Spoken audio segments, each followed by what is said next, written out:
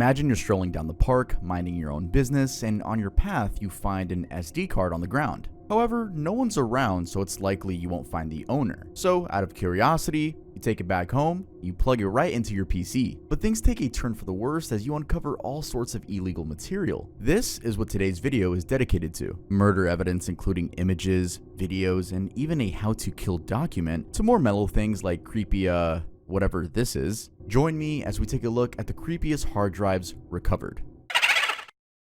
Hey guys, welcome back to another video. I hope you guys are doing great. We're going to be taking a look at anywhere from SD cards to USB sticks to anything in between. It's just anything which content can be stored on. A lot of these stories do come from Reddit, but we did throw in some cases that were heavily covered and were more mainstream, I guess you could say. Also, if you're an artist and you want to draw me some fan art that I do put at the beginning of my videos, I haven't been putting them as of recently because no one's been submitting fan art. So if you want to submit fan art, it's discord.gg/tuv. I mean, yeah, you have a big chance of getting in the videos now. I mean, you know what? This is not complain time. This is not complain time. Also, if you think this rugby shirt is nice, this is available at earldoesn'texist.com along with the whole Exist collection. We're moving away from the whole Earl thing. The company is still named Earl, yes. But yeah, I just wanted the brand to be a little bit more edgy to reflect the topics we talk about here on the channel. With that being said, if you're not subscribed, don't subscribe yet. I'll earn your subscription by the end of this video. And let's get started with the topic.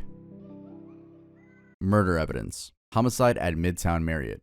Brian Stephen Smith, originally from South Africa and a naturalized American citizen, is infamously known for a double homicide of 2 Alaskan women in 2019, a case that has come to be dubbed the Alaska Memory Card Murders. Memory card murders because all it took was someone finding his SD card for the domino effect that led to his conviction to be set off. Smith had bizarrely documented his heinous acts and stored them on an SD card in a phone recklessly tucked away between the front passenger seat and the glove compartment of his truck. First, the overall summary is that he was found guilty of murder, SA, and misconduct involving a corpse and was sentenced to 226 years behind bars. Now, there's no extensive background on him, but what we do know, according to an immediate family member who wishes to remain anonymous due to her safety, is that his upbringing was pretty normal. You know, the type of childhood with a loving mom and dad, a nice home, a dog, and everything a child could possibly want. According to her, nothing could have explained how Smith ended up the way he did. Regardless, that's the way he ended up and sadly had 2 victims under his name,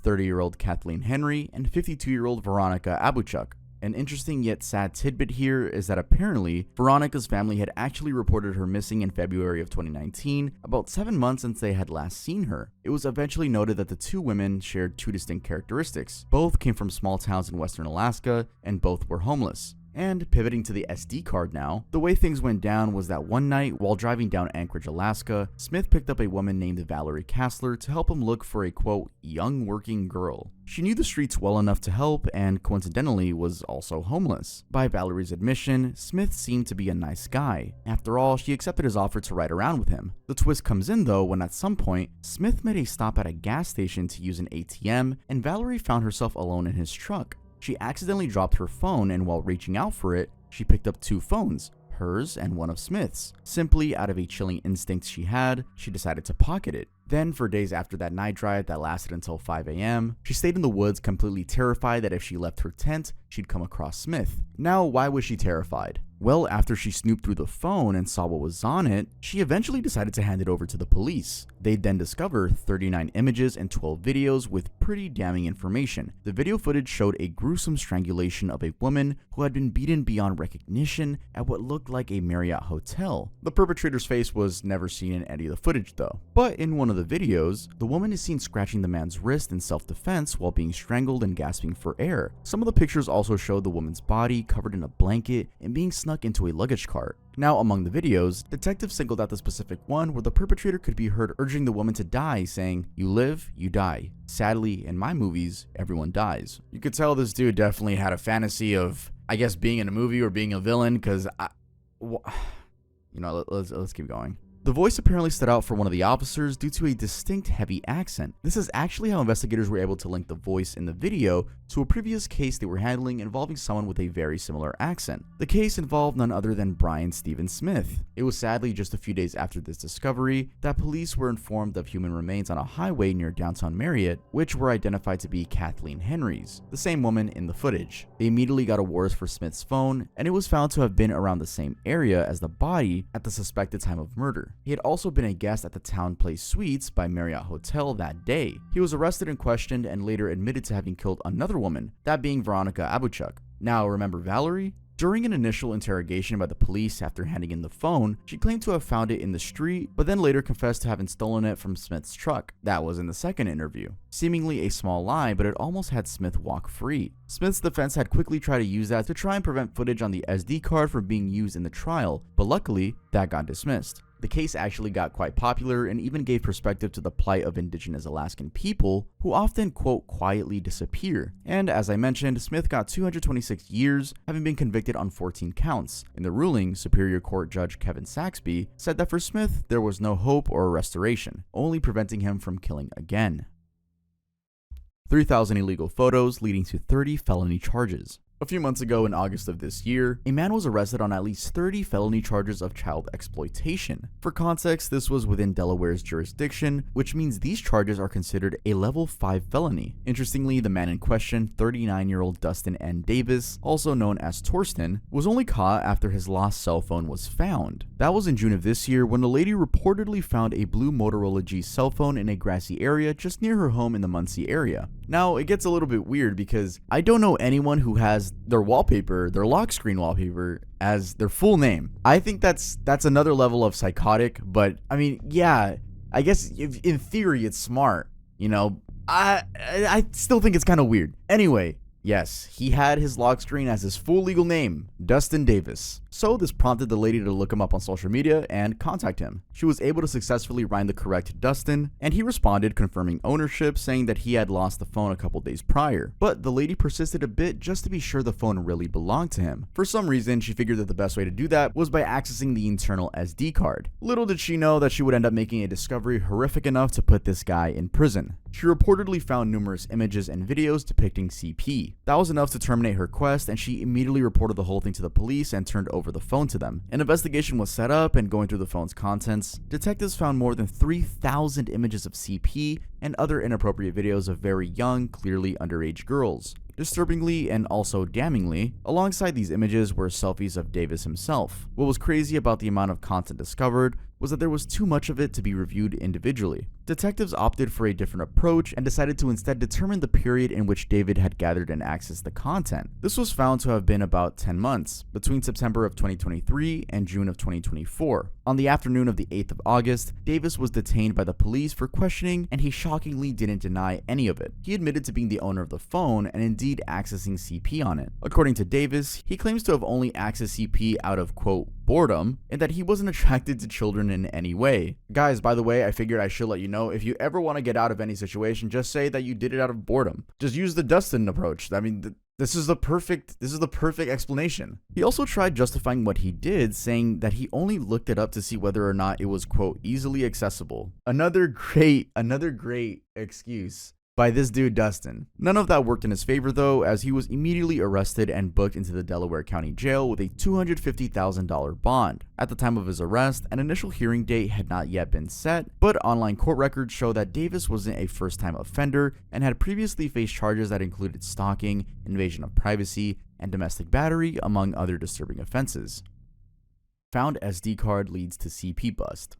It's not clear whether the SD card in this case was lost or discarded. Nonetheless, in May of 2014, it was discovered and led to the arrest of 24-year-old Timothy Brian Werhoff from Oakdale, California for felony CP charges. How the SD card was found was just pure coincidence. Apparently, a local resident in Oakdale was searching for recyclables at a dumpster and bumped into a micro SD card. He got curious, loaded it onto his phone, and took a peek only to discover it was full of CP. He immediately reported the incident to the Oakdale Police Department, who confirmed that indeed the SD card had CP, specifically more than 2,500 images, 150 videos, and some pictures of a man who was eventually identified to be Werhoff himself. It actually turned out that identifying him wasn't that difficult thanks to his mugshots from previous arrests and his characteristically distinct tattoos. Soon after, forensics worked out that the photos were from a home on the 70th block of Leslie Court, which was where he lived with his mother. On Thursday, the 22nd of May 2014, the Oakdale police issued a search warrant which they immediately executed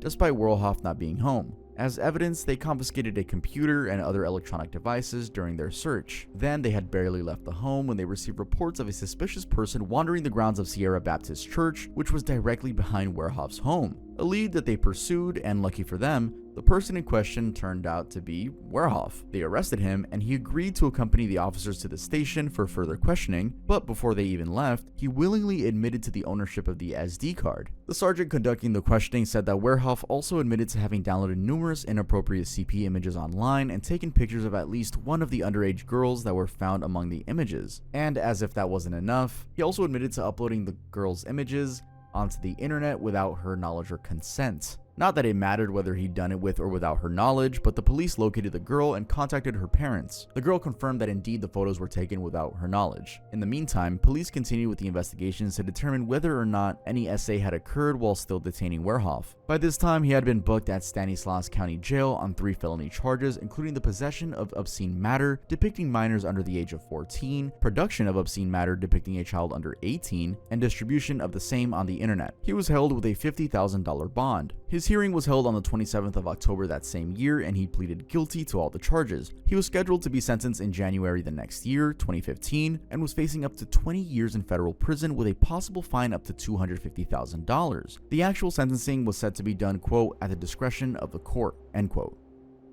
Serial Killer's How to Kill document. This one is very recent. It happened actually last year in June. It involves a man named Rex Hoyerman, a New York architect who had been accused of being the Gilgo Beach serial killer, a killer who was tied to the brutal murders of multiple women found along Long Island's South Shore. And just like the other cases we've covered, everything here was set in motion due to a hard drive. The drive, found in his basement, revealed what prosecutors called a blueprint for his crimes, outlining his meticulous plans, including methods to minimize forensic evidence, strategies for cleaning crime scenes, and chilling instructions on handling victims' bodies. Now, a little background on him. According to records of his Manhattan business, he was a registered architect with over 30 years of experience. Then, to his neighbors, he seemed like a simple family man with a wife and children. Clearly, there was more to him because earlier this year, that hard drive had the 60-year-old charged with multiple murders, including 20-year-old Jessica Taylor and 52-year-old Sandra Castilla. And these were murders that went back years. Jessica's remains, for example, had been discovered back in 2003, and she had been dismembered and her body parts discarded in multiple places. Sandra, on the other hand, had been reported missing in 1993 before her remains were eventually found in Southampton. Both women, like the other victims in this case, were believed to have been sex workers. Mind you, these were just additional charges on already existing ones related to the other previous murders, known as the Gilgo 4. The guy had killed 4 other women in the beach area, with their bodies being found in the fall of 2010, as well as sometime into 2011. The 4 were Melissa Bartholomew, Megan Waterman, Maureen Brainard Barnes, and Amber Castello. Further into the case, authorities also recovered an extensive digital archive from Howerman's home, including 27 computers, 58 hard drives, and numerous cameras, phones, and other electronic devices. Among these, investigators unearthed violent pornography and material eerily consistent with the crime scenes of the known victims, and interestingly, a copy of one of John Douglas's books on criminal psychology, and even notes referencing other books. Prosecutors also determined that Howerman had carefully timed his alleged crimes, ensuring that his wife and children were out of the state during each incident.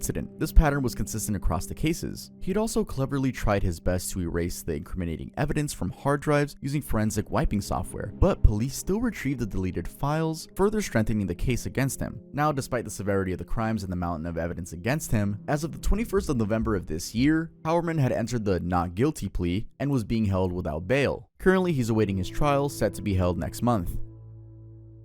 Alright, so now we're going to be heading over to the Reddit stories. The only and biggest problem with the Reddit stories is that some of them are just fake. You know, some of them are like, I found this crazy thing, and they describe it like if they're trying to make a creepypasta. So we really tried picking some that just sound real. So we're going to start with this almost wholesome story about a lady with a rock band. Let's just get into it. Let's go back 5 years ago when a Redditor posted a question asking other online users if they had ever found a random USB flash drive and what they found on it. Clearly, being an interested conversation and something that strangely lots of people had experienced before, the post received numerous responses. We will be talking about multiple responses in this video. One Redditor said that they passed by a beer store while on their way to a friend's house, where they found a USB drive and an empty beer bottle. Once they arrived at their friend's place, they looked into it only to find a sad part of a movie of a couple growing old together with the woman dying at the end, which made them think that whoever stored that part of the movie must have really wanted to cause some sort of emotional pain. Another Redditor had a pretty pleasant experience, having found a USB drive with what they described to be a musical education like none other, especially as a young Indian teenager who was trying to explore English music at the time. Most of the people who found USB drives said that they contained the usual everyday stuff like emails, random documents, and some pictures which they would use to trace the users through and try to figure out a way to get their documents back to them. One very interesting response to this question though was of someone who had found a USB drive with hundreds of photos of a lady with a rock band, and it appeared to be really old, like back from the 80s. Luckily, this Redditor found the band name in one of the pictures and successfully traced it on Facebook. Coincidentally, the same lady from the pictures was one of the first thumbnails under the Friends section. The Redditor didn't hesitate to contact the lady and informed her that they had found the SD card and would leave it at a local hotel for her to collect it so that she didn't feel like it was some sort of setup. The Redditor really thought that they were helping this lady out, only for her to hang up on them after saying that the SD card belonged to her late mother and that she had thrown it out the car window because she wanted nothing to do with her. Yeah, that's why I said an almost wholesome story. 1,000 literal cheese pizza photos. So still on that same Reddit thread, another really interesting response was of someone who said they found a USB drive in a Goodwill changing room. Since it didn't have a tag or a sticker, they didn't think it belonged to the store, so they pocketed it out of instinct. The USB drive had CP written on it, and this Redditor claims that he was 19 and he didn't know what that meant, and that he actually thought it was someone's initials. He later showed a friend the USB drive, who then plugged it into their computer to check it out, and they were both amazed by the contents. Whoever the previous owner of the USB drive was, had stored more than 1,000 photos of literal just cheese pizza on it. Just cheese pizza, which explained the writing of CP. As a matter of fact, they were simply amused by the idea that there were extreme cheese pizza fanatics out there who had memories dedicated to just cheese pizza for whatever weird reason. The Redditor's friend formatted the card and ended up keeping it for his own use. Unsurprisingly, responses from other online users agreed that the whole situation was hilarious. Guys, do we really think that this person didn't know what CP stood for and plugged it into their computer because they thought it was someone's initials? I don't know, because it's kind of contradicting. If you're on Reddit, I mean, you're on the internet. You be on the internet. You should know some of these things. And honestly, this was probably just a prank. It was probably just a prank by the previous person, though I guess the person didn't get to see the results, just left it at a Goodwill, or maybe it fell out their pocket. That's the thing with these Reddit stories, we get no more context. Let's head on to the next one. Creepy images of basement.